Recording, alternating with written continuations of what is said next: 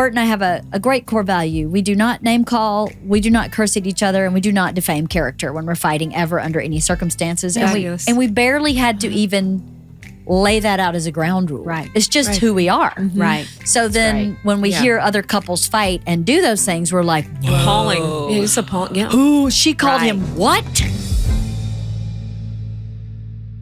So divorce. I'm not really interested in the drama, like not drama is the wrong word, in the gossipy parts of why people divorce. I think that we could talk about gossip all day. I'm just not really interested in gossip because it's usually one of a few stories, with different details, but the themes are the same. I'm more interested in the process of like, when do you first go, maybe this isn't working for me? Mm-hmm. And then what does that process look like going forward, all the way through when it breaks apart, all the way through to I'm feeling better now. Like I'm interested in that process because that process is individual and I think universal, right? There's a course of grief that happens when you lose a loved one, right? It is somewhat predictable, the stages of grief a person goes through. I would imagine the stages of divorce have some kind of similar pattern or path. I know neither of you are experts, you just accept from life experience. Right. So let's start with that. Okay. Did you have an inkling way before you got divorced, either one of you? Yeah, that's a really good question. So I was married, I was with my ex for 20 years and we were married 17 years. And I feel like when you first get together, you do the best you can. He seemed like a great match for me at a point where, I didn't really know myself. I knew lots of things. So I think that we had a really strong first decade, really strong. I felt like we wanted the same things. We heard each other. We worked really well as a business, sort of like I did these certain roles and he did these certain roles, and it really worked for us. Mm-hmm. Did I have an inkling early? Sure. You did? Of course. When you look back, you wonder if you're going to line up long term. They're little, it's kind of like you just have little... You're just taken aback by small details at first and like, I wonder what that was. And then, of course, you continue because you have children now and you're crazy about it. You still love the person and I was extremely committed. And I feel like he was very committed too until we weren't. Mm-hmm. It was just one of those things where life happens. Neither one of us were perfect, but it came to a point where for me, there was no option except to divorce. And I'm not sure if he ever believed it would get there for me. I'm not sure if he really did because of the history and the upbringing I had. I'm not sure. I think once I filed, he was extremely shocked. And so, what did that feel like? But for me, I felt like I had many conversations about this is going to happen. And it was really interesting that he was still very taken aback when it happened, even though I had actual conversations about, if this continues in this vein, I am out. And so, and I was super clear, I felt like. But until, you do the filing, it's very fascinating. So I'm not sure where he was on that. I'm not sure why he didn't get it. But when I was ready, I was ready. Mm-hmm. And I have some regrets about how some of it happened, of course. I didn't know what to do. And also, I hadn't even been in LA for that long. So anyway, but yes, there are little inklings. And then for me, there was a line. And I think everybody's line is really different. Mm-hmm. And so, but that was just kind of how it worked out for me. And then once I did it, I filed, and then you just start a whole new process. And there's so much pain at that moment. Oh, yeah? There's so much pain. And it's really tremendous pain. And then you have to have these conversations with your children. And it's a really difficult thing. It doesn't stay difficult, but it is there for a while. It's difficult for a while. So it sounds like almost like being diagnosed with a curable disease, right? Sure. You know that you have to go through all of these steps to get to the other side of pain, suffering, illness. Right. And you really can't, I would imagine, well, I guess people do rescind being, serving someone and say, oh, never mind, I'm canceling this. But once you really decide to walk through it, you just know you have to walk through that pain. Like you have to go through your course of chemo to cure the cancer kind of thing. Very similar, I would say. Yes. Yeah. And even though you don't know and the other thing, this is true with illness too. You're not sure exactly what the next steps are, but you know you have to take them. And you have to kind of find the wisdom from your circle, or find the wisdom from a therapist or whoever, or, a spiritual group or your friends. And you're not sure what to do, but you have to take baby steps on the path that's really hard. And so, it's a lot. It's a lot. It is a lot. What about you? Well, I love all of what Jen said, especially that last piece. Life is so unpredictable. We don't know what's going to happen that very next second, like that little spill, the fall I took. I was merrily walking the dog, and then bam. And, I always look for where I'm grateful, because I just think, wow, that could have been so much worse.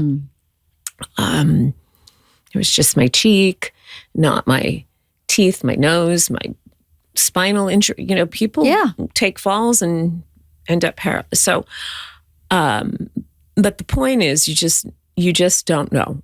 But you do, when it comes to what you're talking about, divorce, have inklings. So yeah, there is a knowing. And I had no doubt walking down the aisle when I met my husband. It was a match. Like, was it a match made in heaven? Not necessarily. There were vast differences that I thought, there's something poetic even in that. There's a yin yang. And I would say we had a very strong first decade, maybe even into the second decade. We were married 28 years. Oh, wow. Together 30 years. Wow. So that's half my life. Yeah. Okay. So that's significant in just as far as loss, whether it's wanted or unwanted. It's such a untethering of this certain stability. And we all know the one thing that's constant is change, and we're constantly changing. But I loved being married, and I loved the security and the stability and all of what that entailed. I was on a spiritual path teaching yoga, and I had just come out of working this big job in the film industry, and which is the job that he had. We both came from New York. We both same religion, similar upbringing. But then I started, in the beginning, we were just two kids. Like it was like a high school sweetheart, and it was easy and fun and rejuvenating and everything that falling in love is supposed to be. And I went along with that, and I thought, well, this is a great, this, I knew I wanted to be a mom, and this would be a great partner as far as parenting children. So a lot of I'd say most of the boxes got checked.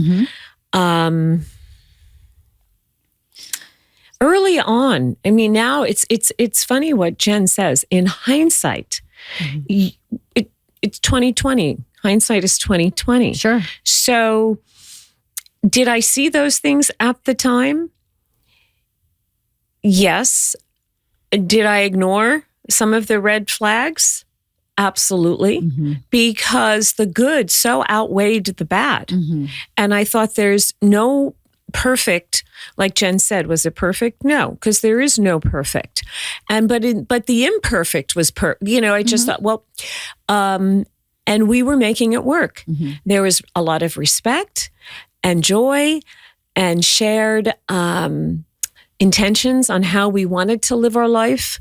We were both very independent people, so that worked out well until we became too independent, and then we're not sharing life experiences.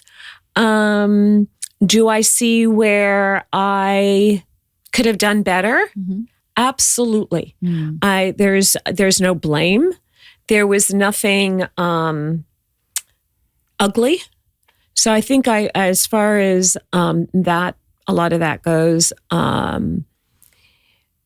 But it was incredibly sad. Yeah. And like Jen said, extremely painful.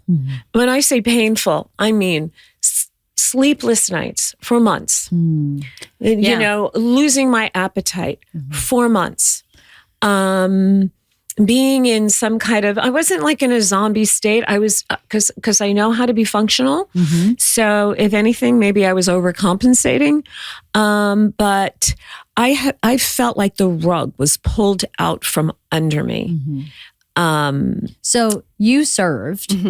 I got served. Got served. Gotcha. Yes. Were you expecting it? Do you have any inkling? Well, I didn't get served in the regard of when someone would serve papers and be surprised. Yes. That there's a difference there. Okay. So what happened was, and this goes back to our last podcast, after my last child left for college, like a week soon after, I expressed feeling melancholy at being an empty nester and how different it felt and how it, you know, just awkward or just different.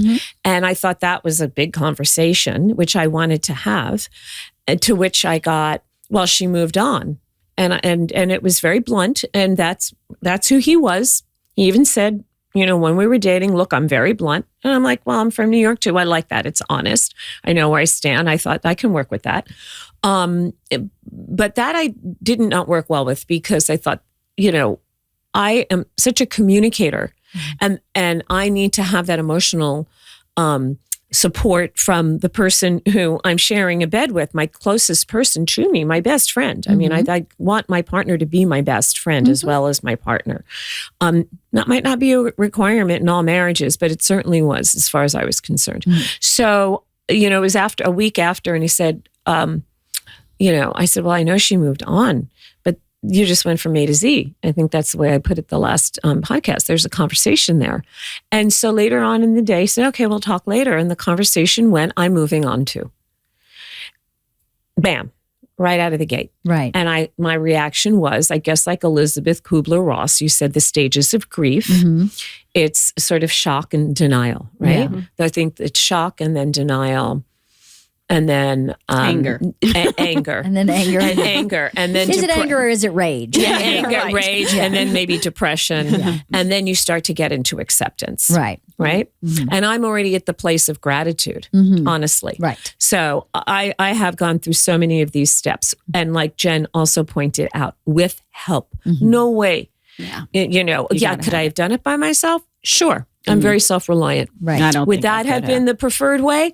No. Who was my guru? This dear friend of mine. Yes. Who was so further along. And we've developed such a beautiful, close friendship that, and I knew one person, and it was Jen, that was my kind of leaning post and support system. And just like she said, how do you go through this? Not only are you lost existentially, but you're lost on a practical level. What do I do? Who do I call? Do I get a lawyer? Do I get a mediator? So to answer your question, long way about answering your question. No, I love this long way. Yeah, thank you. I got a mediator. And so, she asked, she said, well, someone has to file in order to get the ball rolling. And because he was the one who set the ball in motion, thank you. Yeah. Because thank God he called it, because it needed to be called. Right. He filed. So did I get served? Not exactly. It was just what it's called on the divorce papers. He was the petitioner, right? And I was the respondent. Gotcha. So he filed. So he filed. Yeah. Did I get served papers like, oh my God, what is this? No, you knew because I knew. Them. Yeah. So there was, there was that I'm moving on too, but it was not divorce. He never mentioned divorce. Interesting. No, So what do you think he meant by moving on? Well, I think what he meant is I want to separate. I need to separate. I see. And it was a thought. It was somewhat along the lines. I need to clear my head, and I need to just remove myself from this situation to get clear. Right. And to which, I mean, I'm summarizing a lot. To which I basically said, I love you so much. I want you to be happy and do whatever you need to do to be happy and get straight and get clear. And if that means living out of the house, to which he didn't do right away, it took 3 months for him. He lived in the office and then took steps and finally moved into the townhouse that we had bought to use as a retirement type situation. Interesting. Income. It was me. So somewhat similar to Jen, who finally, I don't know, maybe shy of a year, maybe 9-10 months into that separated time apart, suggested going to a mediator. Wife the Party is sponsored by Shopify. When we were young, we used to dream of being anything: an astronaut, the president, a prince, princess. But as you get older, your dreams change, focusing less on running the world and more on how you can take your skills and ideas and turn them into something real. Instead of dreaming of going to space or owning your own castle, maybe you start dreaming of owning your own business. You'll need a website, a payment system, a logo, and a way to advertise to new customers. It can be overwhelming and confusing, but thankfully, that is where today's sponsor, Shopify, comes in. Shopify is the commerce platform behind millions of businesses around the world and 10% of all e-commerce in the U.S. From household names like Mattel and Gymshark to brands just getting started. What if I can't design a website? Shopify's got you from the get-go with beautiful, ready-to-go templates to match your brand's style. What if I need a hand? Get help with everyday tasks like enhancing product images, writing product descriptions, or generating discount codes with Shopify's AI tools created for commerce. What if people haven't heard about my brand? Well, Shopify helps you find your customers with easy-to-run email and social media campaigns. And what if I get stuck? Shopify's always around to share advice with their award-winning 24/7 customer support. We've been using Shopify for years. I've actually never needed to call customer support because it's so user-friendly and easy. I don't need it. It's just an intuitive website that helps you track your inventory, your sales, your shipping, everything. I love Shopify. We've been using it for years. Turn those dreams into cha-ching and give them the best shot at success with Shopify. Sign up for your $1 per month trial and start selling today at shopify.com/wife. Go to shopify.com/wife, shopify.com/wife. But before I did that, I said, let's see if we can rescue this, because 30 years is a long time. A long time. And I'm not a quitter. Yeah. I am not one to give up. Am I one to give in and surrender? Absolutely. When I clearly see the reality. But until then, I'm a fighter. I want to fight for something that I thought was, not that I thought, that was, we were a real team. We were a real power couple. We were a real good team. I mean, everyone, the neighbors, the friends, they all were very surprised. People that knew me well, really well, count on one hand, maybe not totally shocked, like my sister, my best friend, because there were years of what I'm going to label as dissatisfaction. And that is a word in Pali, in the Buddhist path, which means suffering.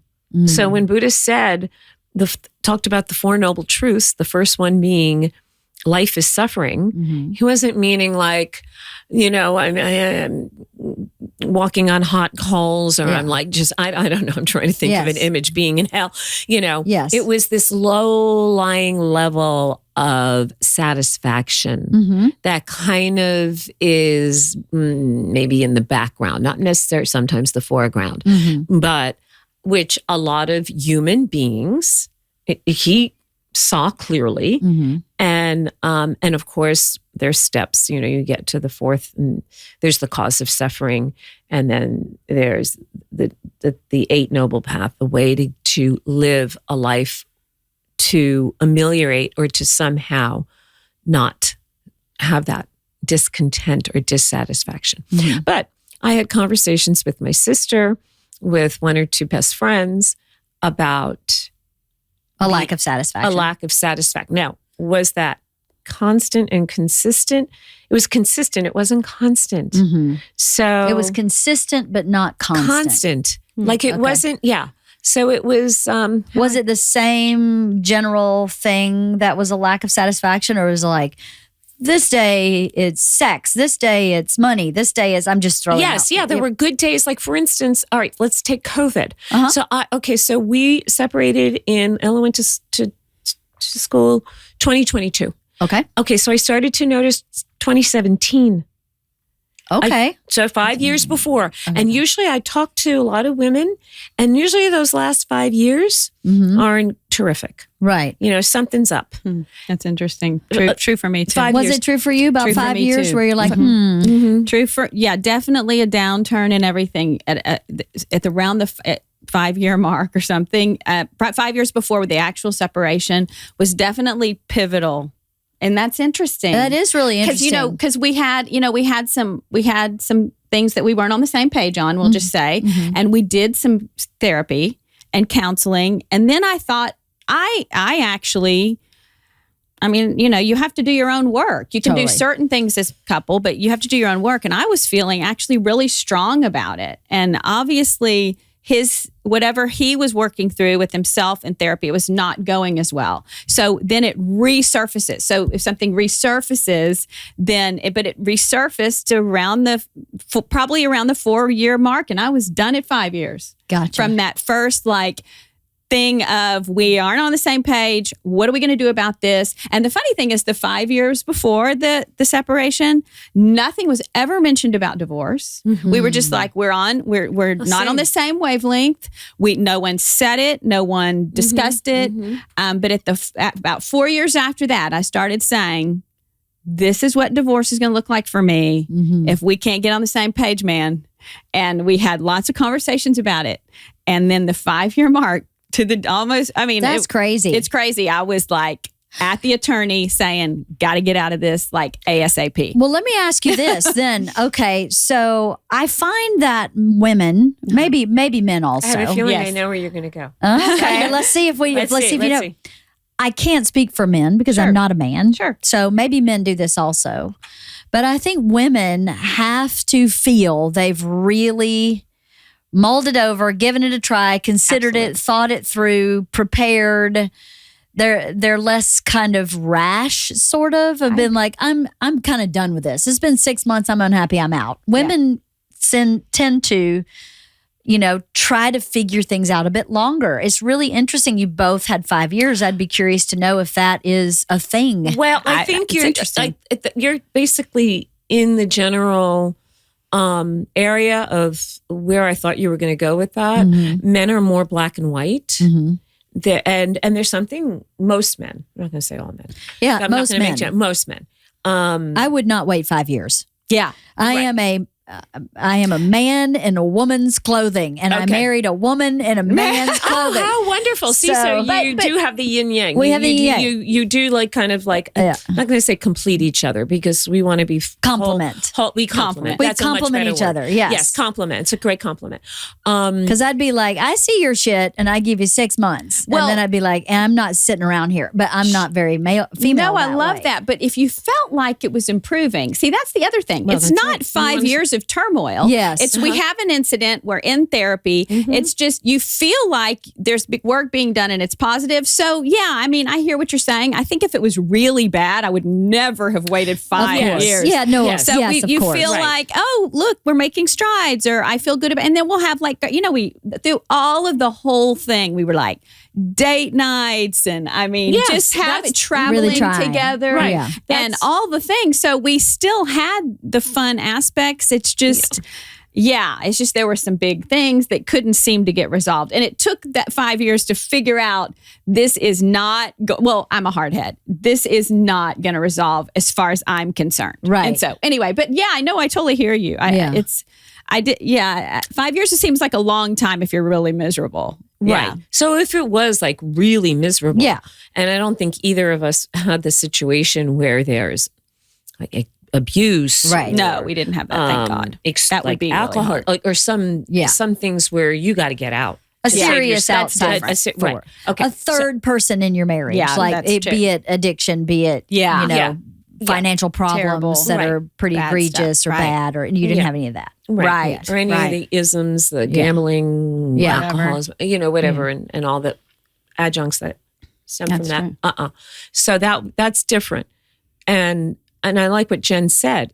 If you see improvement, so when I say constant, not constant, but somewhat consistent, I guess what's the differentiation is I would see improvement, or where there would be these great days, Right. or that great feeling, or great sex, or great whatever.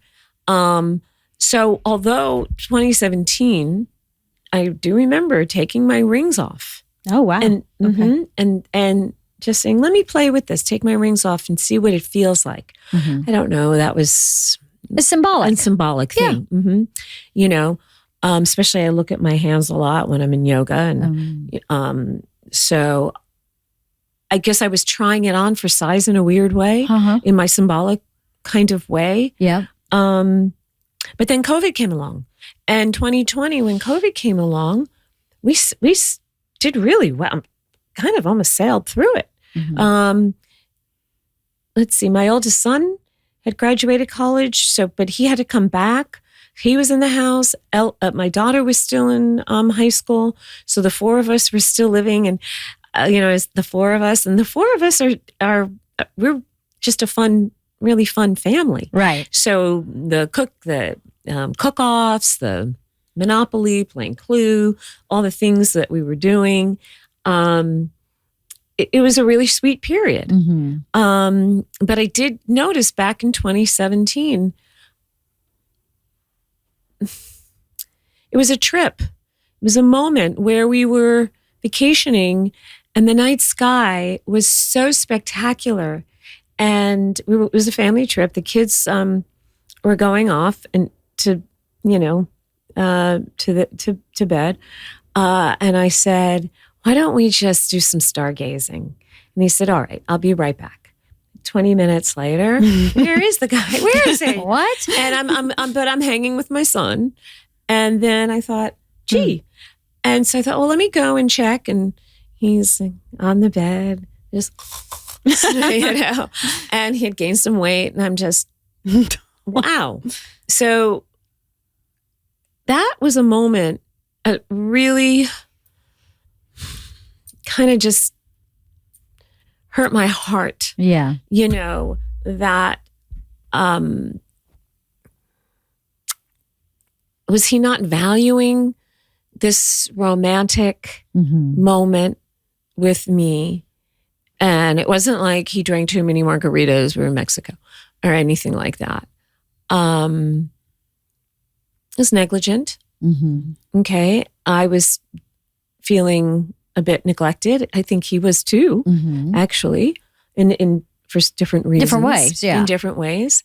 And I think it's really important. I did a lot of work. I started reading Terry Real, who does a lot of work on divorce relationships. And there's a married couple up in Washington. I think I'm forgetting the Gottmans, Susan Gottman, I think, and her husband. And they say, turn towards, don't turn away. And there was too much turning away. We had very strong, fulfilling lives independently of each other. However, we weren't communicating and turning toward each other and having productive, effective conversations, communicating what wasn't working. And those are scary conversations to have for a lot of people. You have to be very vulnerable, and you have to be very emotionally available and very communicative and emotionally mature, available and literate. So I think there was a lot going on that he could not communicate. Great communicator when it came to business. Right. You know? But emotionally literate is a really great term. It is. Because I've never heard that term before, emotionally literate. I just kind of made it up. Well, good. I don't know if I heard it. I love it, Susan. That's a great term. Emotional literacy comes, if it doesn't come naturally. I have one daughter who was born emotionally literate. Georgia, same age as your daughter. My younger daughter is emotionally intelligent.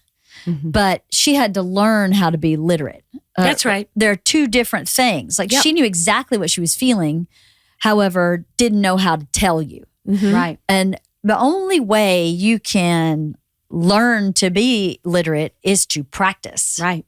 It's a skill. It's a skill. And it is something that can be learned. Yes. I think one might think it's you either got it or you don't. Right.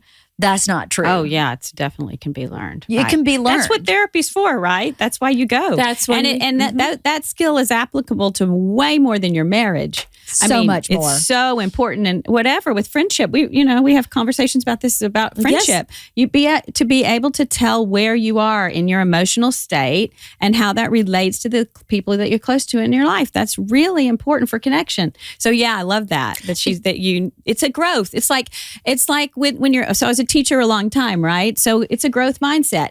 It used to be, you had this group of kindergartners, and you said these are the bright ones, and these are sort of bright. And these aren't. And then those labels just stayed. Now we know you can change all of that. Yes. By taking your kid to the library twice a week. Yes. You can change so many of those things. So so it's emotional and it's intellectual too. We can all get smarter. We can all grow. Really interesting what you say about children. Before Xander was full on talking, I don't know, it was his first year in preschool. He must have been 4. Maybe he was, even before then.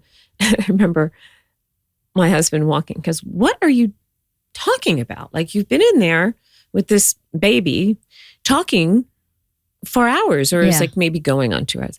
And I'm like, oh, you'd be surprised. Yeah. But then I walked out and I said, I'm developing. Yeah. Our communication skills, his communication skills. You gotta start. I don't even know if I even said that. I might not have even been realizing, but intuitively, I guess I was doing that. Now looking back, that's what was happening. Yeah. And he is also a great communicator of his emotions. Yes, so it's also your relationship with yourself.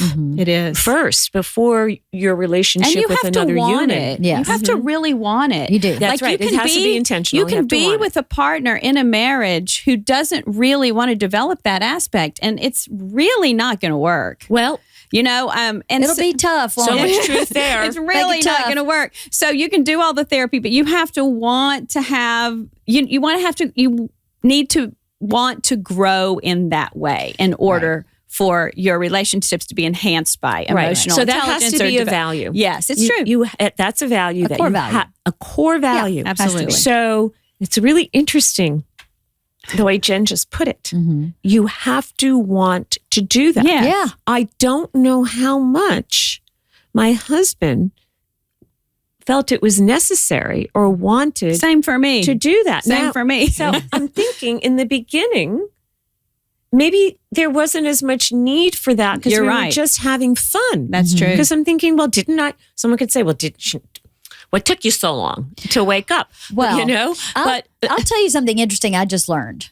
Now, I'm going to screw up all this scientific data facts of this, so I'm just going to tell you the layman version of what I just read about. Okay.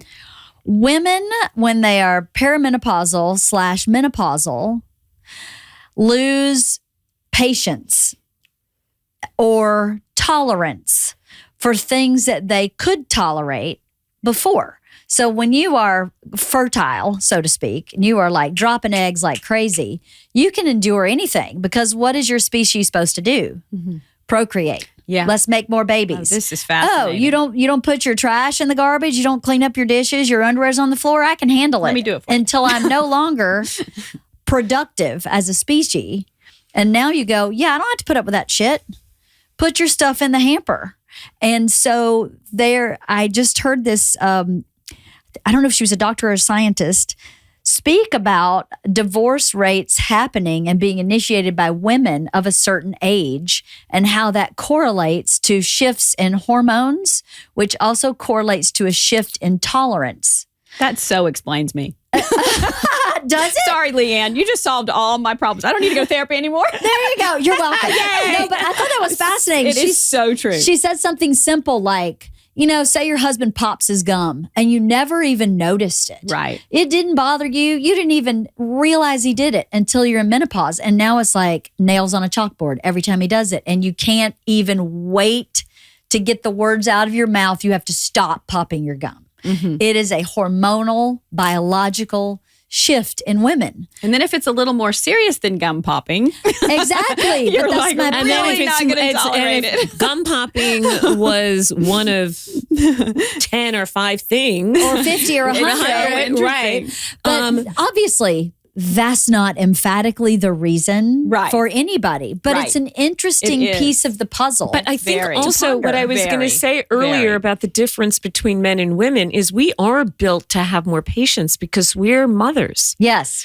I know men, see, now maybe this might not be fair of me to make these suppositions, but raising children, you need patience when you're at work. When you're negotiating, I'm not minimizing any of what men do to slay the world, conquer the world, do whatever it is they have to do. But when you've been nursing all night long or your baby's colicky, I think I didn't have colicky kids, but for those, I was still up constantly nursing throughout the evening and you're sleep deprived. Now try to get through the day when you're on your second hour of figuring out the Legos or whatever it is. And, or you're having You've been vomited on 4 times. Right. And all of that, all of what goes along with that. I don't know what tries your patience more, and so I think we are hardwired, especially the ones of us that really wanted to be mothers that are mothers. Not all women are hardwired, want to be mothers, want to do that. But for those of that mother mindset, we have a lot of patience and tolerance. So there was more that as far as divorce, willing to put up with those 5 years. Sure. Right. And to tolerate. To tolerate. That's right. Wife of the Party is sponsored by Masterclass. What's something your mom's always wanted to do? Get into painting, write that novel, make the perfect croissant, whatever it is, this Mother's Day, you can finally help her achieve it with Masterclass. With Masterclass, you can learn from the best to become your best. For still only $10 a month billed annually, a membership with Masterclass gets you unlimited access to every single instructor. It's an amazing deal. Bring your dream home to life on any budget with Joanna Gaines. Improve your physical and mental well-being with leading gut and brain health experts, and turn your passion into achievements with cultural icon Martha Stewart. And the classes really make a difference. 88% of members feel that Masterclass has made a positive impact on their lives. I love Masterclass because I love learning. And listening to an expert in their field talk about how they became that expert in that field is so inspiring. And I always learn from all these masterclasses I've listened to over the years. Our listeners always get great discounts on Masterclass of at least 15% off any annual membership at masterclass.com/wife. See Masterclass's latest deal, at least 15% off at masterclass.com/wife. Masterclass.com/wife. From the outside, I'm obviously not been divorced. Right. I have 7 divorces between my 2 parents. So I've seen a couple. I've seen how it breaks down. Right. And the thing that I witnessed was people whose core values, your core values are not supposed to line up 100%. Right. That would be crazy. Mm-hmm. But they need to line up predominantly, right? And not everybody needs their partner to be their best friend, but some people do. And that is one of those core values that you should line up with, and how you parent and how you work through problems. Mm-hmm. And, Bert and I have a great core value. We do not name call, we do not curse at each other, and we do not defame character when we're fighting ever under any circumstances. And we barely had to even lay that out as a ground rule. Right. It's just who we are. Mm-hmm. Right. So then when we hear other couples fight and do those things, we're like, appalling. It's appalling. Yeah. Ooh, she called him what? Right. Oh my God, that's a deal breaker. We would never do that. Yeah. Right. But figuring out those core values and having the bravery to sit down on a regular basis and have that honest, curious conversation. Right. The thing about marriage, I think for some people is, as I observe it, is outside my own, is that they come with their stuff. Right. As opposed to a curiosity for your stuff. I already know my stuff. Right. But what's your stuff? And if I understand your stuff, then I know how my stuff will or will not work with your stuff. Right. So then we can talk about it. Love it. But if I'm already like, hey, here's my stuff. This is my stuff. This is all my stuff.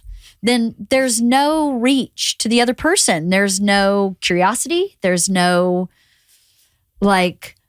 two as one, right? If you just are one, showing up to a one, I think it makes those conversations harder than if you show up almost not as one. You already know yourself, especially at our age. Right. There are a few women in their 50s who don't have a pretty good grasp of who they are. Right. And so you kind of don't need to show up with yourself in that way. You could just show up curious about the other person, and then to not be afraid of getting the true answer to that question, right? If you say, well, we are not lined up on defaming character, which is, a ridiculous one, but as an example, then let's start there. Not so ridiculous.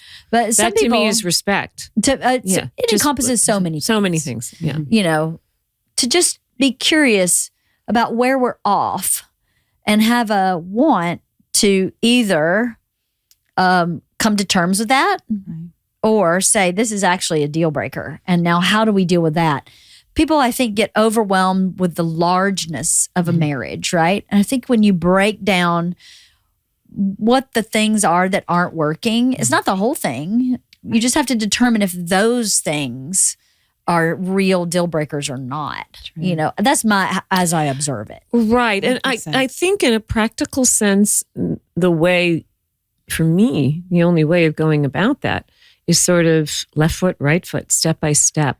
You're not to see it as this all-encompassing thing is overwhelming. But I don't even know if that's possible because we're constantly changing. If we can stay, aware and but that takes active involvement. I'll tell you something that I've talked about this so many times on my podcast, but Bert and I do this thing. We I don't know.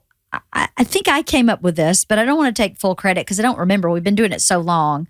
We came up with this thing called the summit. So we would hold a summit. Oh, I love this. So a summit is a business meeting, right? But it's like a once a year. Let's go through everything. So this is back a long time ago. We were living in the apartment, so our kids had to be at the oldest 4 and 6. So they're probably a little younger than that. And the intention of that was to take temperatures everywhere. Love it. How's our money? How's our health? How's our parents' health? What's our vacation going to look like this summer? What do you want out of your year? What do I want out of mine? What's working? What's not working? What are we arguing about all the time and why? How's our sex life? It just we didn't write an agenda or anything like that. It's not that deep. We just scheduled a time to sit down because we're not having an issue, because it's hard to talk about things when there's an issue. Yes. Yeah. But if you know we're having a summit, then you go, okay, in the summit, here are the things that are tugging at me. Right. Or money was always a thing with us in that very early on in the relationship, Bert was like, I can't know anything about our money. If I know that we need money, I will stop writing jokes and I can no longer make money. So you're going to have to just handle the money. And then I said, but there's going to be some times when I need you to know about the money. So the summit is when we talk about money. I love it. So I could hold it until then, and then he could hear it then. So that's how we worked it out. So I understood that as an artist and as a young father, that worrying about money was counterproductive to creating art. So I completely understood that. But it wasn't fair for me to hold it all by myself in perpetuity. Right. So then I had an end time where I could give it to the couple, the entity that is Bert and LeeAnn, and Bert and LeeAnn together could hold the money for that time period. And usually by then, the momentary stresses of we have $20 in the bank account, what the fuck are we going to do? Something had come along and worked itself out. Right. Now, obviously for some people, the stress of holding money when you're in a place of not having money all the time would not work. I'm not suggesting that's the way that anybody should work, but that's the way it worked for me and Bert. And we never would have figured that out if we hadn't had a summit and said, this is what I need. Okay, now that I understand what you need, this is what I need. How do we make this work for both of us? Such a great example for couples, LeeAnn. I mean, it really is. It really is. I mean, and just the awareness that you both have, and that you like can really come together, and then you complement the weakness, like Bert's weakness in that, if you call it that. I mean, you could complement. I mean, it really is. That's the cool thing about trying to get your marriage to work. And then after, like, getting a new relationship to work, sort of, is you see it in a different way, and then you can process things in a different way. And like, that's a great message for, I mean, it's helpful to me. So, well, it's I awesome find stuff. it exciting. Awesome. It's really cool. I thought it was very exciting. It is. Like, I would look forward to the summit because then I go, here we go. Here we go. What can we do? What are we doing for vacation this summer? I know the summit's in December, but we need to know how much money we need. And Bert is one of those that's like, just book it the day before. And I'm like, my brain does not work like that. No. I need to know I have 2 small children. I need to know what we're doing and how much it's going to cost so I can start putting my nickels in a jar. Sure.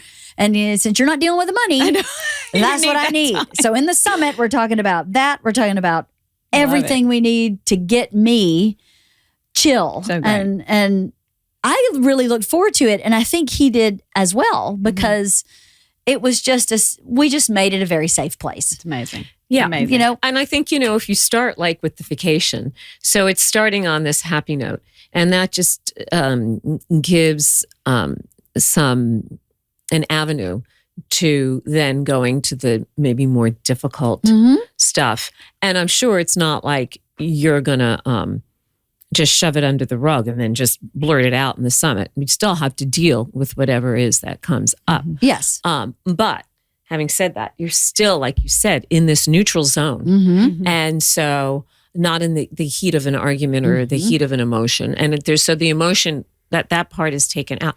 I find also just taking emotion out Yes. of whatever's happening. Yeah. Delaying a conversation until the next day. Right. And making an appointment instead of having it in the moment. Because then you might say something you regret saying. That might not even be true, but you're just in the heat of the moment. Yeah, totally. Is really important.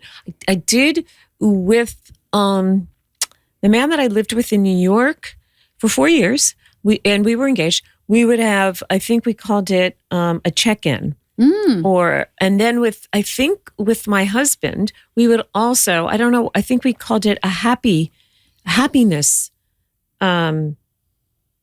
appointment or check-in. But then you know what? It fell off. We stopped doing it. Yeah, yeah. It was another that it got neglected.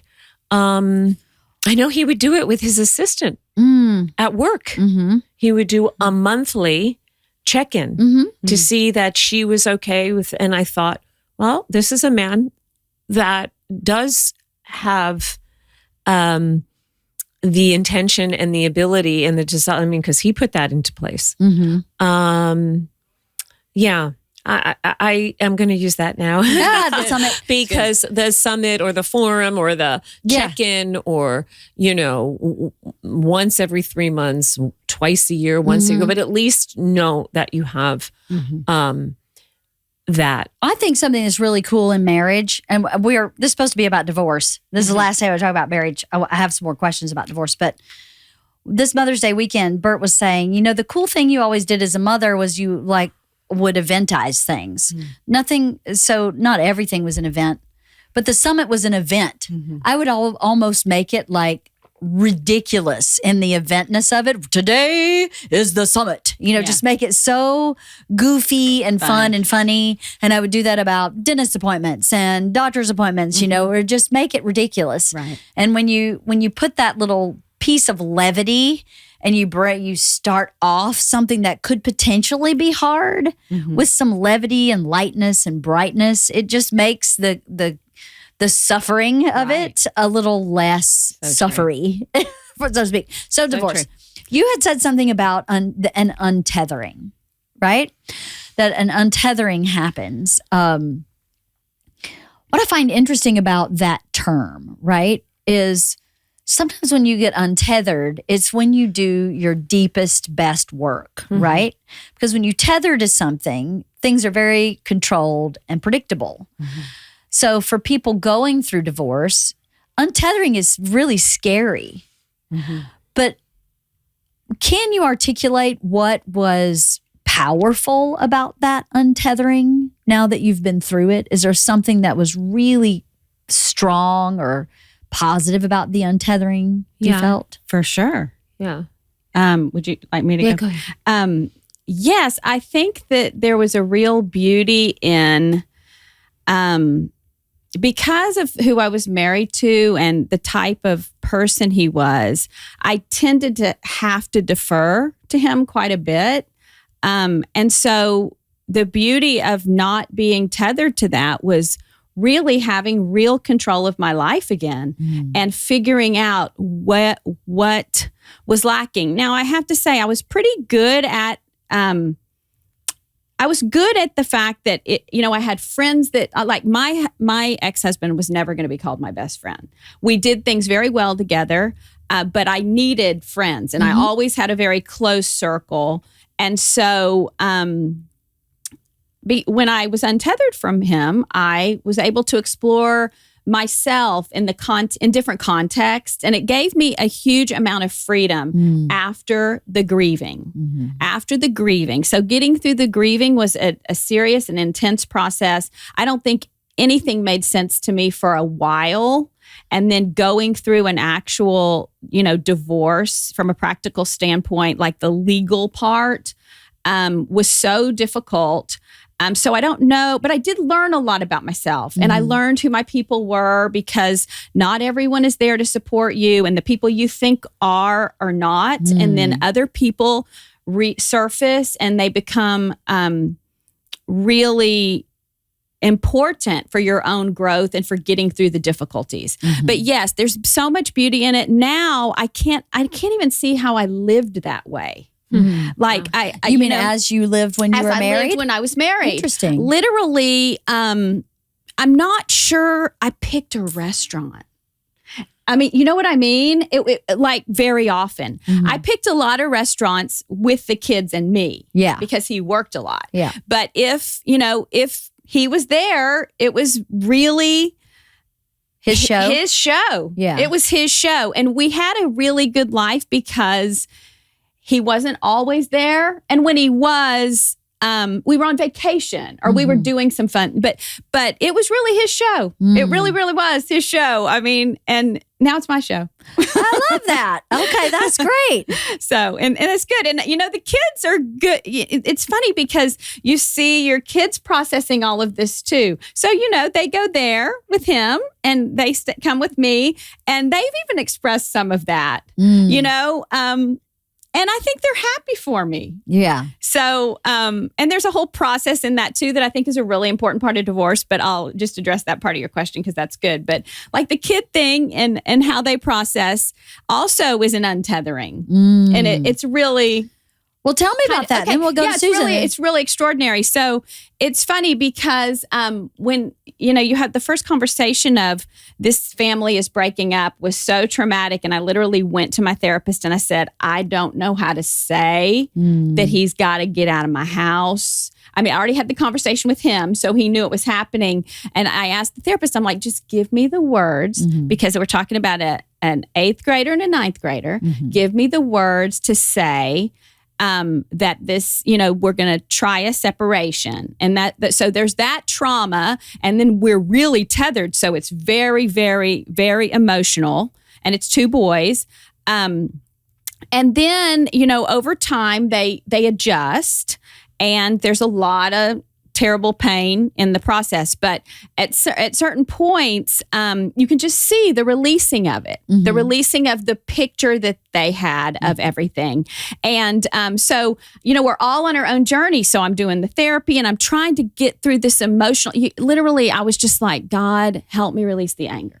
How do I would walk the neighborhood. How do I stop this anger? How can I get rid of the anger? I mean, it was just like literally a daily prayer because I knew it was so destructive, but I didn't know how to get rid of it. And how did you? So I did several things. First of all, and I think this is just such a important thing that was for me, is you have to find a few people. You can't, there's always people who say, all you need is one really good friend. When you get divorced, you need about 5 people. Yeah. Because you will tax someone Yeah. so that they never want to speak to you. I mean, literally, you can tax someone so much that they have to run. And I totally understand that. So you have to have a series of people who you can talk to and tell your story to. And it's got to be more than a therapist. And thankfully, I had a core group of even my mother. She would listen to these horrible things and listen to my pain, and she did a great job. Like my mother and my sister, and then I had a little handful of friends who could just help me. And then I had to train for a marathon. I had to do something very physical and I would literally go on a long run and just bawl. I mean, that's just the process. And then a lot of journaling and a lot of therapy and a lot of yoga sorts of things. But it's a long process. But this is really funny. So I felt like I was getting rid of the anger. I thought, but the only people who really know if you're getting rid of the anger are your kids. That's right. So we'd be at dinner and be like, okay, I feel really good. I've had some sad days. We're going to make this work. We're going to figure it out. Try to be optimistic. And I'd be like, and I'm feeling really good. I think things are going to be really good. My older son would go, you're still angry. And I'd be like, really? And he's like, you're still angry. And I would be like, okay, am I doing better? Yeah, you're doing better, but you're still angry. And so that went on for a while. And, I really felt like I had done the work, and I had in a lot of ways. But now after a few, wake up calls from them, eventually they were like, you did it.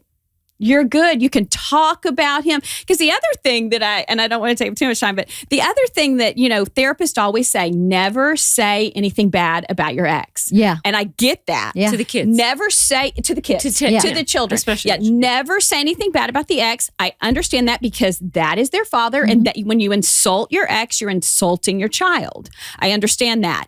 But I will take it a step further than that.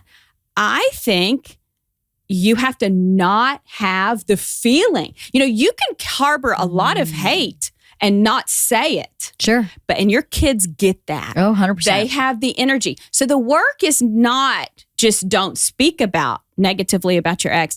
The work is get okay with your ex because the energy is there and they feel it, and they are not okay until you're okay. Mm-hmm. And they energetically, just aren't. You mean? Energetically. Yeah. They are not okay. And that's why they're keeping tabs on you're still angry. Right. Because he's saying, don't stop. You still have more work to do. And it takes a while. That's really good advice. It really you takes are a while. absolutely right. I am a child of divorce. Yes. And my mom talked so much trash about my dad. Oh, that's my hard. dad never said anything. Wow. Never about my mom. And the other piece of that puzzle as a child of divorce is I watched both of them behave the way they behaved, and I made my own judgment call on both of my parents based on their behavior. Right. So my dad behaved very respectfully, and my mom, unfortunately, did not. And as a child, you just know that something's off. I mean, they divorced when I was 7. I was like, something's not working here. Like, people are really unhappy here. But as I got older in my teenage years, I realized who was taking care of me and who wasn't by how they were talking to me about the other person or not. Love it. Right? So my dad was taking care of me by not trashing my mom. Right. My mom was not taking care of me by trashing my dad. Interesting. I adored my dad. Yeah. And she was not cool with that. So Right. I think that was her agenda, as well as she left him. So I think she was like, Right. done. And now you will hate him also. And I was like, that is not happening. No. So Yeah. it did just, I talked to my dad about that when I was an adult in my early 20s. And I said, why did you never say anything about her? She was so terrible to him. You know, she would say, drop LeeAnn off Sunday at 6. And he lived an hour away and we would sit in the driveway till 8. She would on purpose be 2 hours late just to be mean. What did he say about that? He would never confronted her. But when you asked him how he was able to do that later, was he able to express anything like, I was just protecting you? Yes, he was. That's Yes, beautiful. he said, I just didn't want any drama for you. Oh, that's So we'll just like whatever Judy says, that's what we'll do because I want life to be easy for LeeAnn. Oh. So yeah, he never did. Now I think it would have been helpful also if one of those times when I'm seeing what's happening, he could have said, you had your child sit in a car in a driveway for 2 hours. That's not cool. Okay. So he could have maybe stood up for me Right. in front of her for those legitimate. I think I would have really appreciated that. Yeah. But you know what? He did the best he could. And his point of view was the less drama, the better. Right. Let's just be compliant and get this kind of over with, make it easy for LeeAnn. Yeah, that's really cool. The other thing about the kid thing is my kids, there's never a good time. Like you were 7. So, I mean, there's never a good time to go through divorce. But the good thing about an 8th grader and a 9th grader was you can tell them the truth. Like there's no, not that you're not going to rehash the divorce, but you can have conversations that are mature because they're able to comprehend it and understand it. And honestly, and this may be true for you too, they knew so much more than I knew that they knew. I mean, you know what I mean? So they had a very good concept of what was happening in the marriage, in some ways better than I did because you know, I wanted it to work and I wanted, you know, and they did too, but you know, they saw things it's that energy underneath with that he had and that I had too. But yeah, so it's really interesting that, they pick up on a lot and you can have the conversations about it. So I'm hoping being able to talk about all aspects because they had the maturity was helpful, but no, that's really interesting, your experience. I love that. Yeah. Mm-hmm. Let's see, go back to the original question. The untethering. The untethering and what was the upside? Well, I'm going to talk a little bit about, I have to talk about the downside. And there's a great quote, hysterics or historical, something like that. And I read it just the other day again, but it was Iris, the therapist, and she was a trauma counselor because when I was 15, well, actually when I was 13, my mom got sick with breast cancer. And then I watched her fight, but eventually pass 2 years later when I was 15. That's hard. So she was my best friend. I cherished and adored my mother. Not to say that I didn't run away from home a lot. Yeah. My little suitcase made it down to the end of the block. Or that we didn't have our moments because, here I am running away from home, whatever. I don't know. It's a dramatic child. It's a mother-daughter thing. Yeah. Yeah. But we were as close. We had friendship rings. Oh. When, girls would exchange friendship rings. And I had a lot of great friends. But that was traumatic. Sure. How could it not be? Yeah. And I was the oldest of 3 sisters. I took on a role in the family that was different. I didn't really notice it much until now, looking again, hindsight. So the sense of loss, of going through the loss of the death of a marriage, definitely triggered the loss of my mother when I was and I was always a very sort of tender, sensitive, feisty, but still girl. I, wrote poetry about trees. I was doing yoga when I didn't, I wrote namaste, like I think in a journal, NAMASTAY, misspelled it, Before there were yoga studios, really. Sure. That was, I'm dating myself, but the point is that all erupted. And so I had to cure or heal or work with that set of marbles. So every divorce has its own facets. Sure. So that was mine. Yours was doubled. And and also when my former spouse chose to leave, it was like bing, bang, like it was first the son, and then a couple of years later, the daughter, and then the dog. Yeah. Oddly passed away, like I think 2 weeks. No. Yeah. After he said he was leaving, between the time he actually left. So now I've got the 2 humans, the dog, and then the third, and then my husband. So now here I am. Yeah. Loss upon loss upon loss. All at once. Yeah. All at once. And so that feeling of being alone was really scary, and I guess I don't really care much how this sounds, because I did grow up with Gloria Steinem and Bella Abzug and all the feminists in New York City, where I'm from in New York. So this doesn't sound very but there was a feeling of safety having that masculine entity, someone who was a protector and a provider and who was fiercely protective and doted on me, really. And forget about the ego, all that attention stuff. That's not what I'm referring to at all here. What I'm referring to is just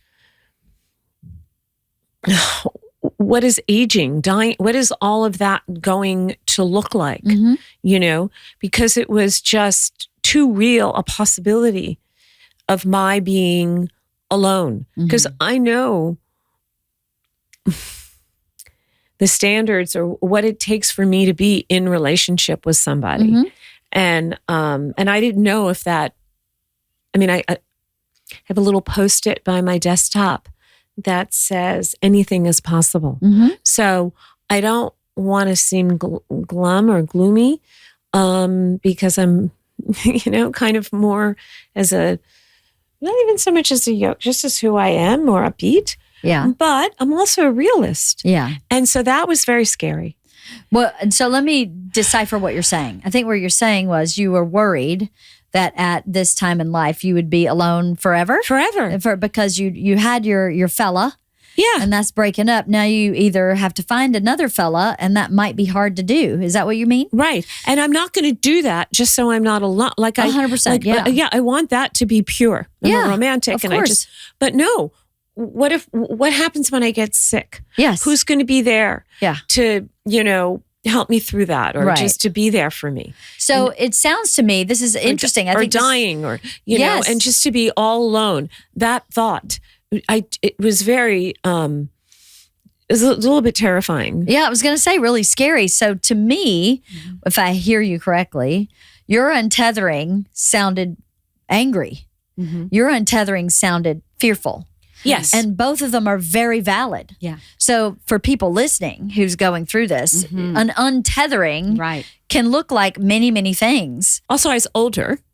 So now I'm in my 60s, You're not in your 60s. Yes, I am. I don't But believe okay, you. so now I'm going to need to see your ID. I completely understand that. I think many people it was feel like that falling way. off a cliff. Yes. And being... It's a trust fall. It's a trust fall that you will be there at the bottom. And then... that I will be there for me. That's what I mean. That's the good... That was the upshot. So now the upshot of all of that was, and it's funny because I am extremely independent and self-reliant. I think I was like that even before my mom passed. I mean, I don't know if it's because I'm the oldest of three. I just think it's my character and my nature, my makeup. But the insecurity was very real. Oh, yeah. I'm glad you said it out loud. Yeah. So many people don't say it out loud. And I'm glad you said well, because being a woman, like, oh, so you need a man to feel secure. You know, I mean. Oh, that's a bunch of bullshit. Yeah. And I believe women are amazing, but women are not like men. We're not. I'm not going to pick a log up and walk it across the street. Right. And for me to say we're equal is crazy because we are not. We're not hormonally equal. We are not physically equal, biologically equal. We're not. We're not equal. And we're still in a man's world. And we're not treated equally. We are not treated equally. And then there's eight. Go ahead. But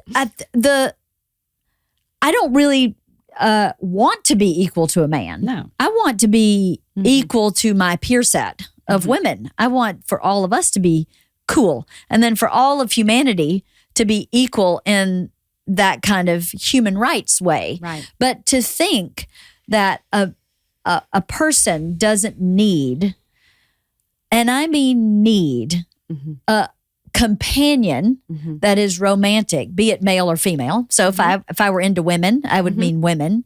But if I'm into men, clearly, I'm also into bears. Like my husband's clearly a human bear. So that's my guy. Right. But that's what I want. I want that in my life. Right. I need that in my life. To say out loud that I need a man, I think is extremely powerful and empowering and healthy and positive. And that's the relationship that you have with yourself because of that self-knowledge. Exactly. Like you were talking about knowing yourself. Yes. And truly, there's no crucible like a marriage or relationship to know yourself. You can think you know yourself if you're living alone all your life or whatever. And then try being in relationship and the static of rubbing up against another human, whether you adore them or not, that static can be irritating, annoying, and all kinds of stuff. You will get to know yourself a zillion times better in relationship than being alone. Well, let me ask you this about the process, the post-divorce process, because I know people who are going through this or about to go through this want to know the magic answer. Well, not get divorced because of fear. That would be the first thing that I would say. Yes. It's like, don't, because I'm sorry, I didn't mean to cut you off. No, that's okay. But before I lose the thought. Our marriage, I think, I'm guessing, because it wasn't terribly bad, but it probably could have been good enough for a lot of people to stay in. Yeah. It just wasn't good enough for us. Right. So we had the courage, at least that, to recognize that and to move forward. Right.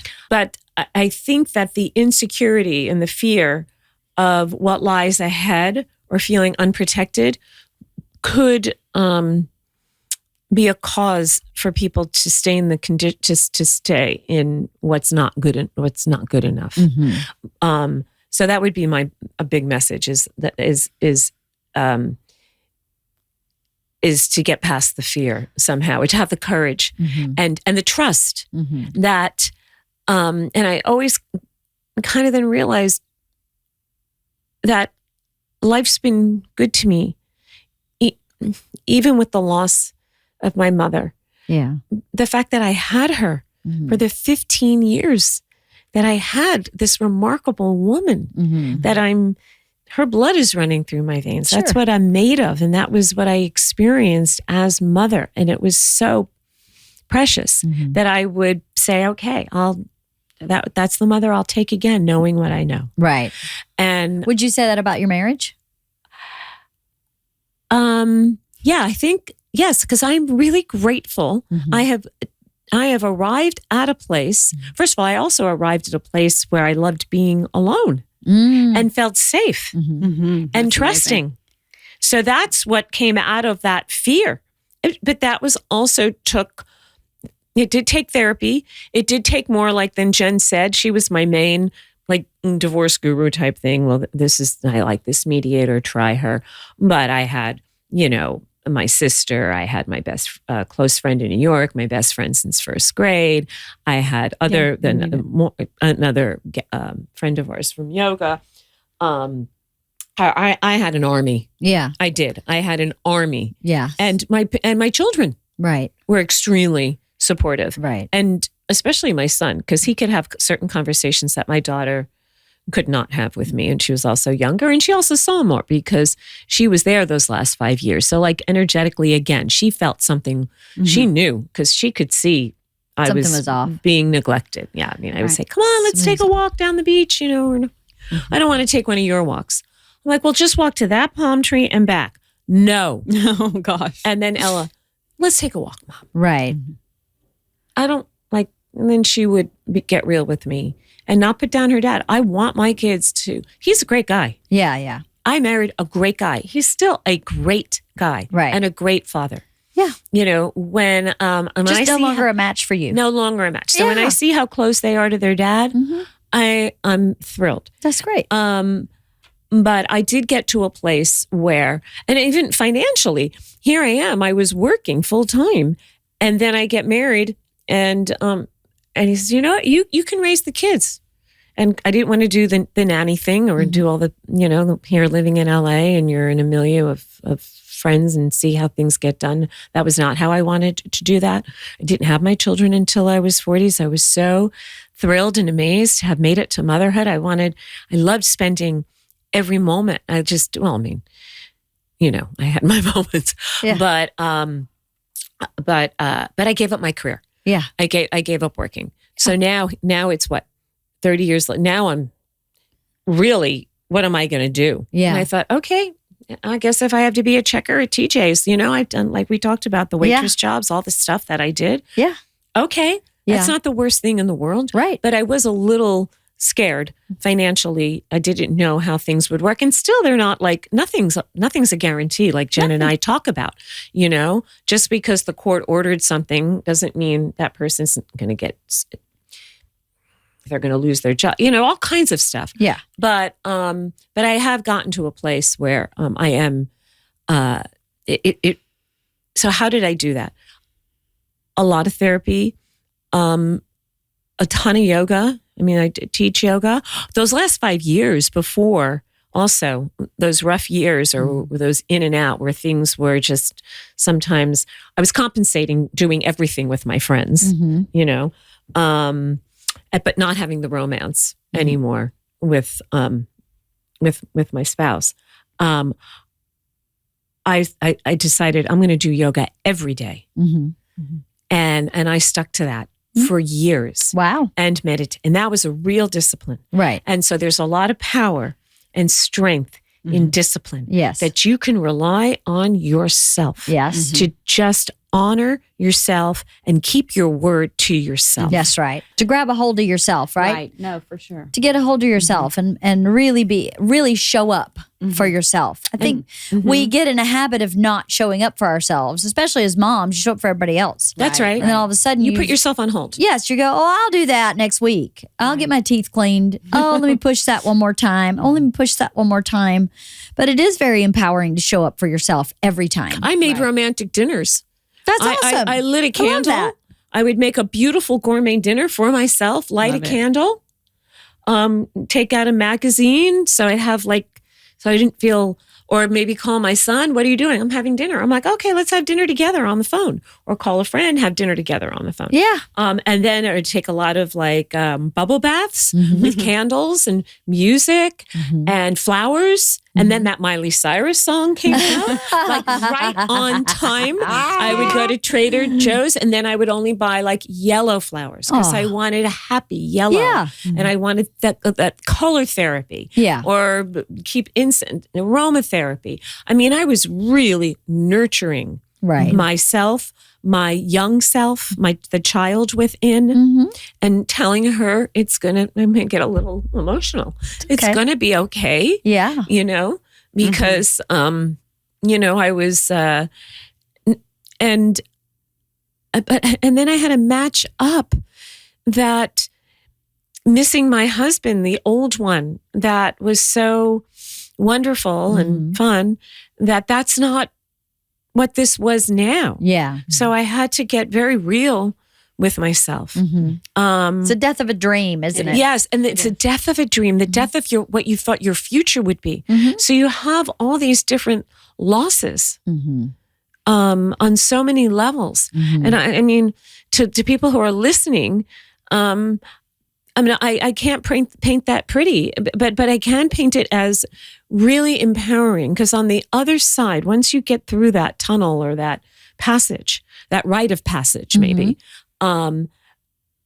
I came out knowing myself and really also knowing where I screwed up.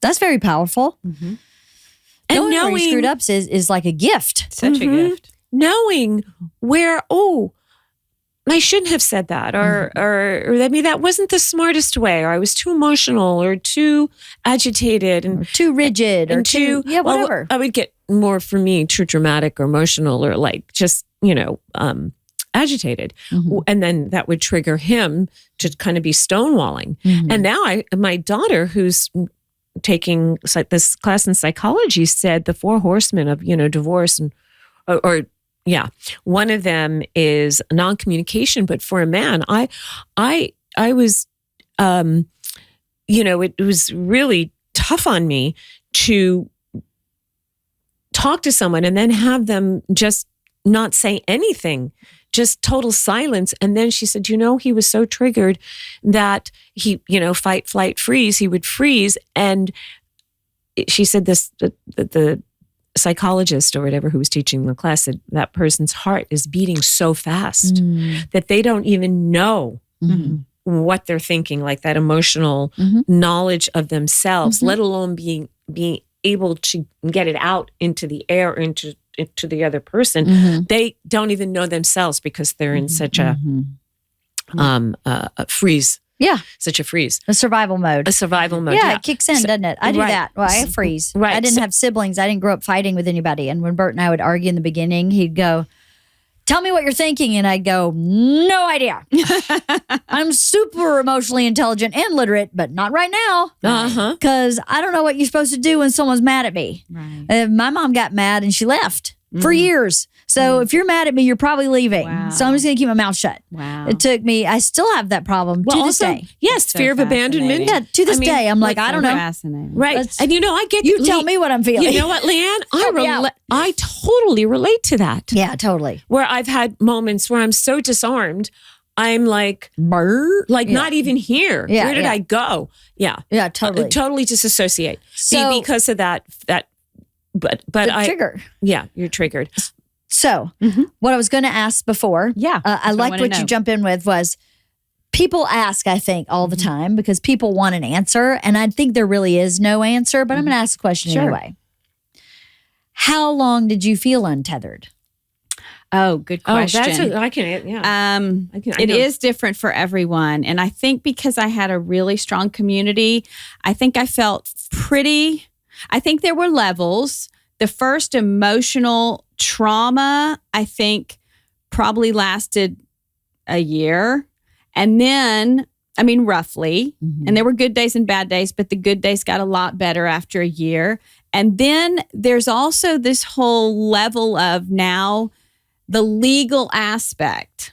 So, if when you file for divorce, it's not like done. It's like you have children and custody and Starting a whole new assets journey. and community property, and you have all of these things to learn. And that, I think, it was kind of off and on because you're really dealing with the legal aspect for like a week. And then you have 3 months off. And then for me, at least, it really was strung out over a long period. I think that took maybe 3 years or something. And I had so a lot of people, like start dating right away. I was like, I'm not doing any of that until all of the things are done. And so that was 5 years. Wow. Yeah, I'm not and because I'm talking about I wanted my kids to be emotionally okay. Yes. And by that point, pretty quickly after, they're now dealing with the stepmother. And so I was like, I'm not going to complicate that, because that's a whole series of very complicated emotions around that aspect. Not only are they trying to figure out now who's my mom and now who's my dad, now who's this other person. And so there's so much to cope with for them. And then they have to see who's going to stay and take care of my mother. Yeah. And it's not the people they thought. And it was really traumatic. That was somebody was saying, or somebody told me this recently, that it's not the divorce that's the worst part. It's what happens after. Like, who comes to your mother's need? I mean, that's a huge thing if you're a kid. Yeah. And so anyway, all of those things so the untethering was a long process. And I think 5 years, for me, that felt right. Because I felt like I was really good. My divorce was finalized. I didn't want to go out into the world and expose anybody to these really tough things. And so really, that's a long time, right? But also we had like COVID delays because we got separated in 2018 and things were still happening. But also I think it's kind of a gift to not have to deal with all of that legal stuff right away because you have so much emotional to process. You're much better if you have to go to a mediation or a meeting with attorneys. If you have to do that, it's great if it's not too fresh, right? Too quick. Right. So anyway, so basically that's my deal. So the untethering took a while. Took 5 years. Yeah. But it's so funny. It was 5 years kind of leading up and then 5 years finished. So it was a decade. It was. That's a lot. That's intense. That's really intense. But I'd rather know. Me too. Than not know. Right. I'd rather know once this starts, it's not going to be like, and next week. Yes. It's. And some people can do realistic. it. In Texas, you can get a divorce really fast. I mean, sometimes, California is really different in that way. And in many ways, it was a gift for me because I was a stay-at-home mom too. I gave up my career and moved cities in lots of different ways. And, I think California protects moms that stay at home a little bit more because it's a community property state. Right. And so sometimes people have a quick experience, but I did not. Right. I did not have a quick experience. No. But it's all good when I look at it now. I think the timing was... needed to happen that way. It's appropriate. And it got your boys out of high school. It really did. Yeah. And I'm so thankful that we were able to process so much of it together. Yeah. Like, obviously I'm not going to be able to, be everything to a teenage boy. But the fact that we had our Sunday dinners and we ate dinner every night and we talked, we could talk about, and not all the time, but sometimes they were ready to talk. Yeah. And they wanted to express some really painful things that happened and, throughout the whole process. And they were really straight with me. That's great. And I needed that. That's really great. That's why kids are, that's why kids help you grow. That they do, don't they? They do. Yeah. Like it or not. Like it or not, right. Like it or not. How long do you think you were untethered? Or are you still untethered? Yours is much fresher, right? It is. Yeah. Yeah, I was behind Jen. That's why I kind of looked. Oh, yeah. You were way behind me. Way behind. I was kind of wrapping things up. In what year? When you were starting things. Yes. That's why we kind of were, we could, I could communicate in a different way, sort of, because I wasn't carrying the pain in that way. Yeah. So, yeah. I think so. I think the timing was like that. I'd say much shorter, first of all, maybe even less than half that amount of time. Okay. So 2022. And then he stayed in the house for about 3 months to just find out, okay, where am I going to go next? So I didn't really feel the full weight of it. Mm-hmm. But then once November hit, I did not find the right therapist because that takes some doing. And I found a godsend thing, I was with her for 9 months. Mm-hmm. And I remember that last meeting knowing that I was going to suggest that be the last time we meet. And I wanted her, not necessarily her approval, but I did want her sort of somewhat of an agreement. Mm-hmm. Am I kidding myself? You would know, like maybe, do you think I'm ready? And she did. Oh, good. Yeah. So I almost felt like 9 months, we give birth, and I'd given birth to this new self. It's a beautiful way of putting it. Uh-huh. Yeah. And so as far as that, I felt back. Yeah. Like in a whole new way. Right. It's a rebirth. A rebirth. Or new birth. Yes, I love Phoenix from the flames. Well, the phoenix from the flames. Love It's it. funny you should use that yeah. expression, because I would say to my spouse, let's rise. Now, I know we're in ashes. I know we're a dead plant. You can't water a dead plant. Yeah. But we can rise like the phoenix from the ashes. But you know what happens when the forest burns? There's It becomes regrowth. fertile. It's things will grow that haven't grown for years becomes because they fertile. don't get the sun when the forest is present. Brilliant. Did you know that? I didn't know that aspect, but I had heard that you did things, But that brand new growth. species grow. Fascinating. Right. I love Brand that. new. They've been dormant, waiting waiting. for things to clear. Well, so I the would light can hit yes. it. And that I is love all it. new. That's us. Yes. That's you. us. Whole That new is us. species. That totally a whole new species. Yes. Yes. So that, We are a and whole I new thought maybe species. we could do that as a couple, but you need two people that Oh, yeah. really want to do Yeah. that. And If it's dead. and it was, and he called it, and he didn't want to do, even the therapy didn't like it. What did we have? 3-4 sessions. It just Yeah. was, yeah. and really, thank you. Yeah. Because I'm better off. He's better off. Hopefully, we're better off. We are. So, all right. So that was 9 months, and then we did not use attorneys. It was an amicable divorce, and actually, the mediator, the name of her on her card is Amicable Divorce Services. Amicable Divorce Services. That's great. So you guys and she together did a good job. They did. Mhm. And I'd say we did that fairly quickly, right? You did Maybe well. a year. You did really So- well. Yeah, much better than we Uh-huh. did. It took a longer for us. Yes, because you have to take these different meetings, so it doesn't, like you say, happen overnight. It can just you have to sort through a lot. It's just a lot of paperwork. You have to take inventory of your life. It's a lot. And but now looking back on it, that's another reason to not let that thwart you Right. through going through the process, because it worked out amicably, and it got done in a relatively short period of time. So I would say, so then I went on the apps. What? Oh, that's another podcast, That's a whole other sweetie. thing. That the is dating another apps? podcast. That's Yes. another Right. podcast. Dating So, pod- and try to right. That isn't. We'll come back. But, Oh my God. so I'd say 2.5 years, or maybe less. Because let's see, this August is coming up on 3 years. Definitely, maybe 2 years. That's good. 2 years and change. I don't know. Maybe Okay. something like that. Well, I think the positive, you guys are in such a great place. Seem to me like you're in a really good place, which is nice for people to see and hear, I think. Right. Divorce is awful. Even under the best of circumstances, I think it's awful. It's hard. It's a death of a dream. It's a breaking up of a household, whether you have kids or not. It's being in another person's life where you're no longer going to be in that person's life in that same way. And in-laws and cousins and neighbors all change. Everything is, you upend your junk drawer. You just dump your junk drawer out and start sorting things, right?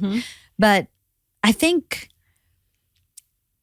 the only way through is through, right? You can't just to delay. Yeah. If it's something that you really believe should happen, doesn't help anybody, I don't think. Right. The longer you wait, the harder it becomes. I'm going to interject something. Okay. So first of all, it's not linear.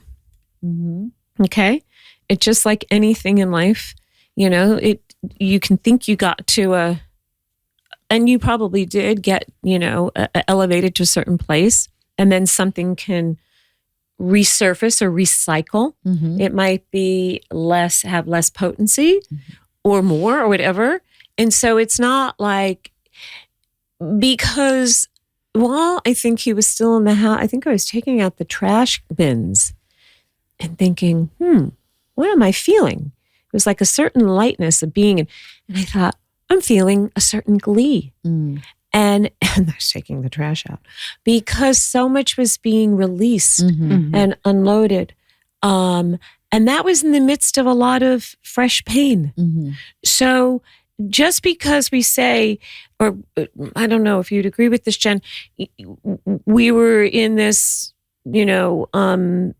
deep state of pain or even trauma, doesn't mean it was like that 24/7. Right. There were moments of like I said, that certain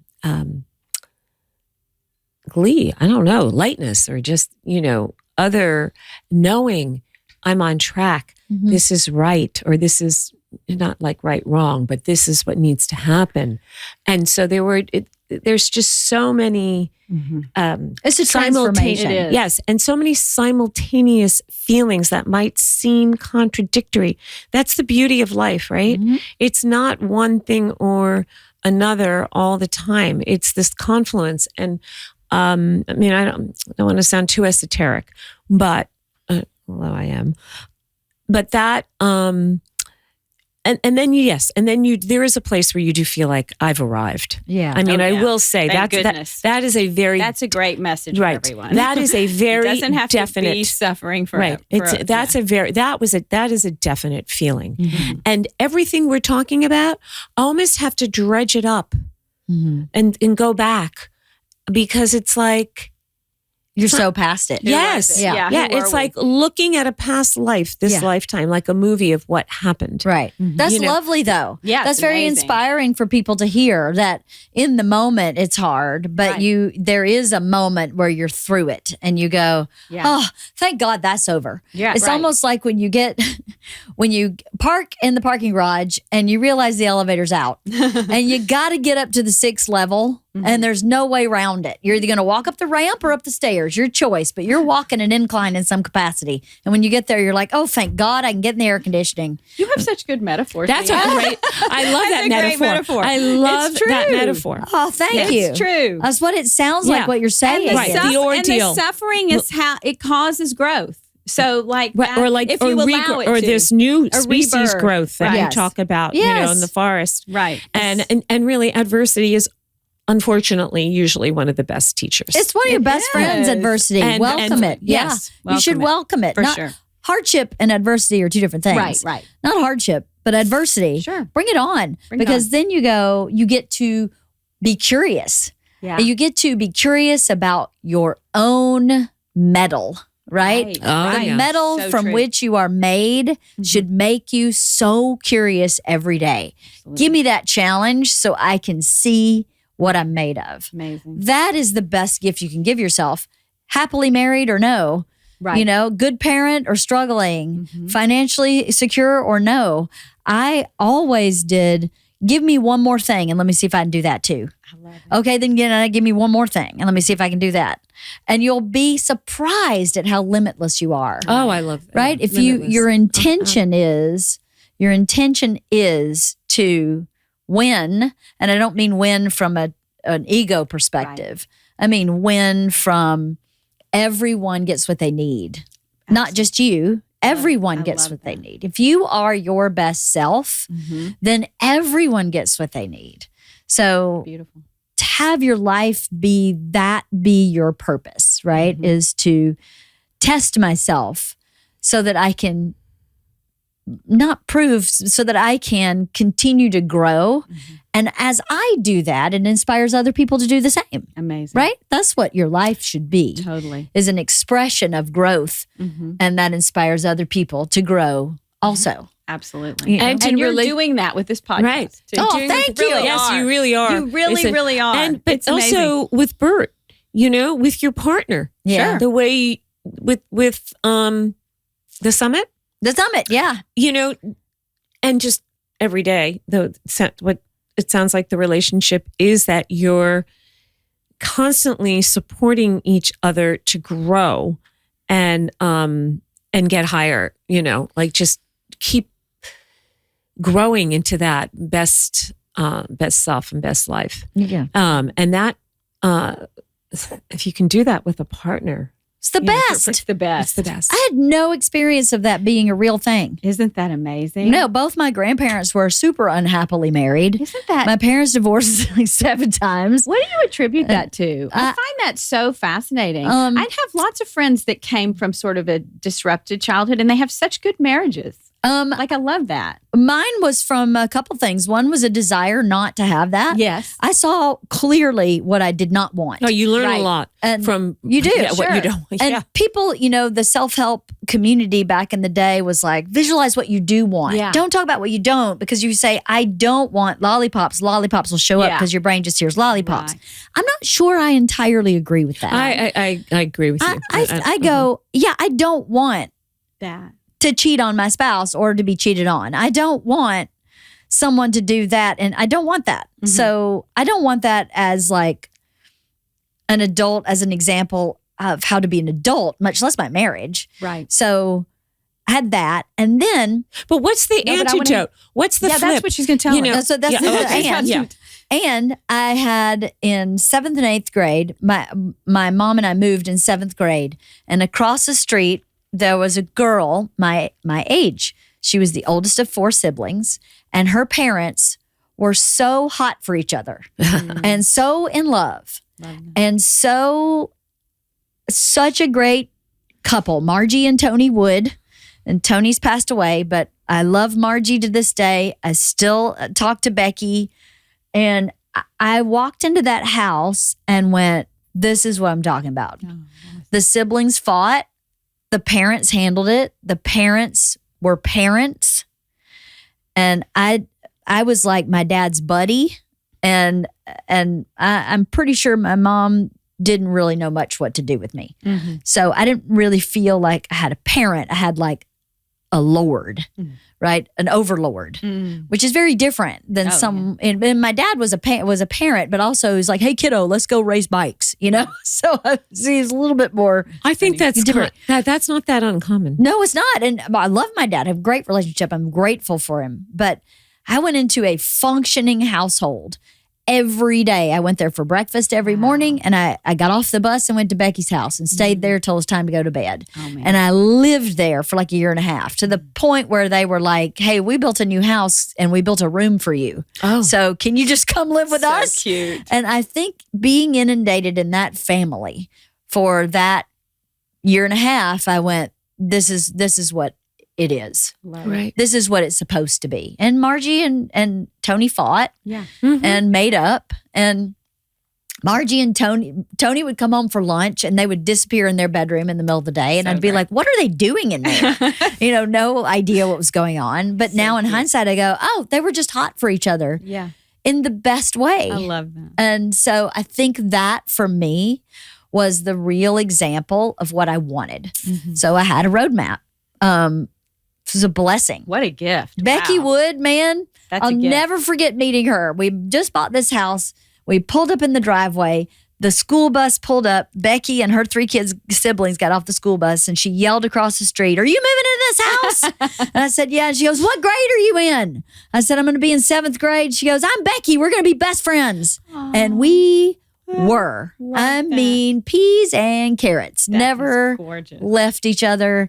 For the year and a half, she moved and devastated me, broke my heart. And then I moved in with my dad, and so we were separated. But That's a great yeah, it was a story. gift from God that year and a gift. half. Totally. Margie That's and a Tony. gift. Yeah. Totally. So I don't know if your friends who had tumultuous childhood had some example, but those examples don't have to be that. They can be You a have to teacher. just They can be want something. it. Yeah, you have to want it. Really want it. You have to go, that's for me. And do the work that's required. If you Well, also, like you said, you like challenges, right? I You're did. looking for You them. do. So How do I figure this marriage out? can be challenging. You're living with the Oh, for same sure. person day in and day. Just living with yourself sometimes day in, day out. Maybe It's challenging.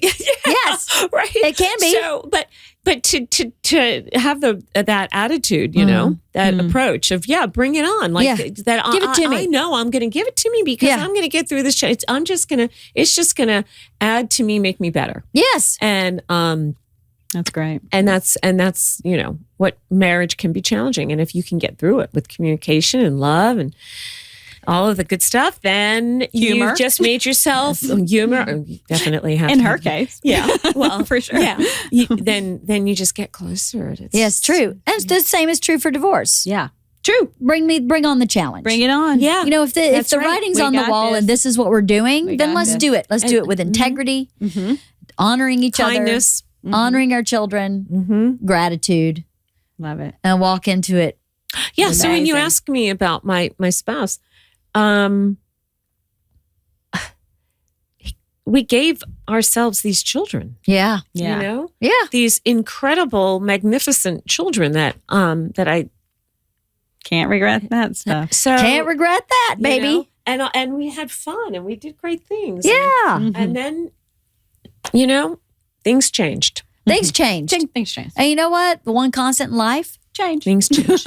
is change. It's how you handle change that matters. It is. And grace, gratitude, and just give it to me. Yeah. Yeah. I want it. Love it. Yeah. But never hold on to something No. out of fear, insecurity, Yeah. or unless, like you say, that all that hotness or whatever, that attraction is not viable. Right.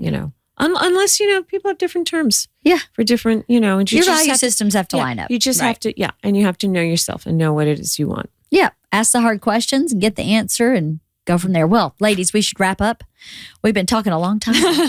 So thank you so much for sharing all this about your experience going through that 5-year plus journey Thank of you, LeeAnn. transformation for the positive for you. I'm so happy you shared it with everybody. I hope anybody going through divorce, considering divorce, Right. get some wisdom from it.